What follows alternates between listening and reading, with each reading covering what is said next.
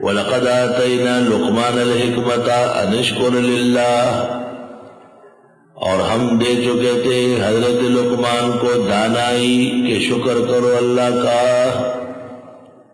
لقمان بن باورا ابن اخت ایوب علیہ السلام، ایوب علیہ السلام کے بانجے تھے۔ وعاش الف سنہ، 1000 سال عمر تھی۔ وادرک داؤد علیہ السلام واخذ منہ العلم، داؤد علیہ السلام سے پہلے فتوی لکھتے تھے۔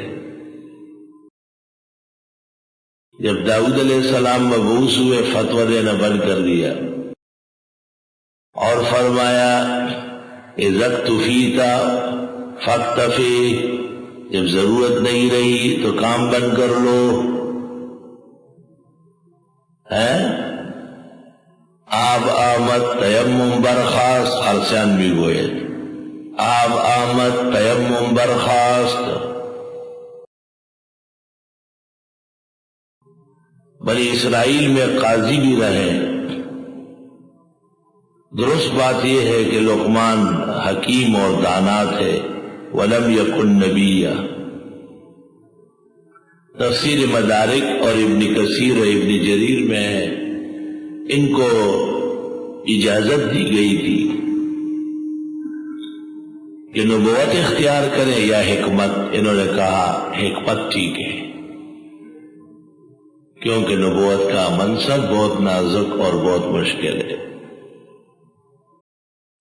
کسی زمانے میں غلام تھے، آقا نے کہا میٹھی چیز کھلاؤ، بکرے کی زبان بنائی۔ ایک دن کہا کڑوی چیز بناؤ، بکرے کی زبان بنائی۔ پوچھا گیا یہ کیوں؟ کہا یہ زبان ہی سب کچھ کرتی ہے۔ ہم قلاد ہم بلاد خپل جبا خاغدے چے کبھی خوگی خبریں، خوشحال خان خٹک کہتے ہیں یہی زبان قلع بھی ہے، یہی پانسی گھاٹ بھی ہے۔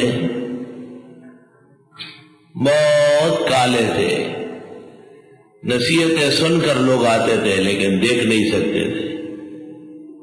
اور دنیا میں 3 کالے ہیں، ایک لقمان، دوسرے حضرت عمر کے غلام امہج، جس کو میجی کہتے ہیں، میجی نہیں امہج ہے، اور تیسرے بلال۔ تینوں کو اللہ تعالیٰ نے علوم میں اور ایمانیات میں کمال دیا ہے۔ حضرت لقمان کسی زمانے میں جنگل سے لکڑیاں کاٹ کے بیچتے تھے، غلام تھے آقا کے۔ ایک شخص نے اس نے کہا آپ میرے ساتھ لکڑی کاٹتے تھے، اب بادشاہ آپ کی مجلس میں بیٹھتے ہیں، اتنا قیمتی کس چیز سے بنے؟ انہوں نے کہا 3 وجہ سے۔ ایک زبان کو کنٹرول کیا، دوسری شرمگاہ کو کنٹرول کیا، تیسرا لوگوں سے طمع کو کنٹرول کیا۔ اور جو شخص ان 3 باتوں کو کنٹرول کرے گا اللہ اس کی عقل بڑھا دے گا اور اس کی قیمت بڑھ جائے گی۔ وہ یقیناً ہم دے چکے تھے لقمان کو حکمت و دانائی کہ شکر کرو اللہ کا۔ ومن یشکر، جو شکر کرے فإنما یشکر لنفسہ، بس شکر کرے گا اپنے لیے۔ ومن کفر، جو کفر کرے ناشکری، فإن اللہ غنی حمید۔ وَإِذْ قَالَ لُقْمَانُ لِابْنِهِ، یاد کرو جب کہ لقمان نے بیٹے سے کہا، وَهُوَ يَعِظُهُ، اور وہ اس کو نصیحت کر رہے تھے۔ بیٹے کا نام تھا ساران۔ یا بنیا، اے میرے پیارے بیٹے، لا تشرک باللہ، شرک نہ کرے اللہ کے ساتھ، ان الشرک لظلم عظیم، بے شک شرک بڑا ظلم ہے۔ وَوَصَّيْنَا الْإِنسَانَ بِوَالِدَيْهِ، اور ہم نے تاکید کی انسان کو والدین کے بارے میں احسان کی. حملت ہو امہ ہو، اٹھایا ہے اس کو ماں نے، ایک تکلیف، وہنن علی وہنن، تکلیف در تکلیف، وفصالہ فی عامین، دودھ چھڑایا 2 سال میں. 2 سال تو پکے اور 6 مہینے تمرینی ہے. انشکر لی ولوالدیک، کہ شکر کرو میرا اور ماں باپ کا. الی المصیر، میری طرف پلٹو گے. پہلی وصیت اللہ کے بارے میں، لا تشرک باللہ، وقضى ربک الا تعبدوا الا ایاہ. دوسری وصیت ماں باپ کے بارے میں، وبالوالدین احسانا. وَإِن جَاهَدَاكَ، اگر ماں باپ کوشش کرے، علی اس بات کی، ان تشرک بی ما لیس لک بہ علم، کہ شریک ٹھہرائے میرے ساتھ جس کا آپ کو علم نہیں. فلا تطعهما، نہ کہا مانے. وصاحبهما فی الدنیا معروفا، لیکن سلوک کرے ان کے ساتھ دنیا میں بھلا. واتبع سبیل من اناب الی، چلے راستے پر ان لوگوں کے جو آتے میری طرف، اللہ والوں کے ساتھ رہے. واتبع سبیل من اناب الی ثم الی مرجعکم، پھر میری طرف پلٹو گے. فانبئکم بما کنتم تعملون.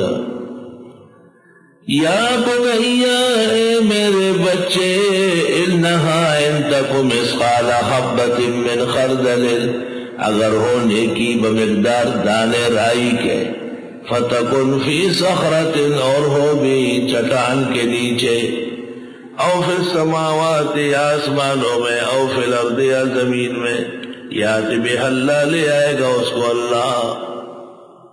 نیکی کہیں بھی ہو، کہتے نیکی کر دریا میں ڈال، اللہ رب العالمین اس کو باہر لے آئے گا.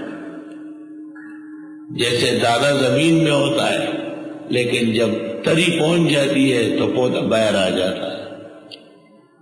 ان اللہ لطیف خبیر، بے شک اللہ باریک بین خبردار ہے. یا بنی اقم الصلاۃ، اے میرے پیارے بیٹے پابندی سے پڑھو نماز.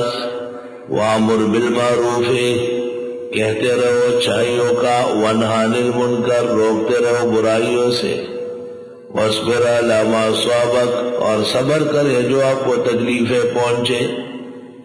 امر بالمعروف نہی عن المنکر سے تکلیفیں پہنچتی ہیں، صبر کرے.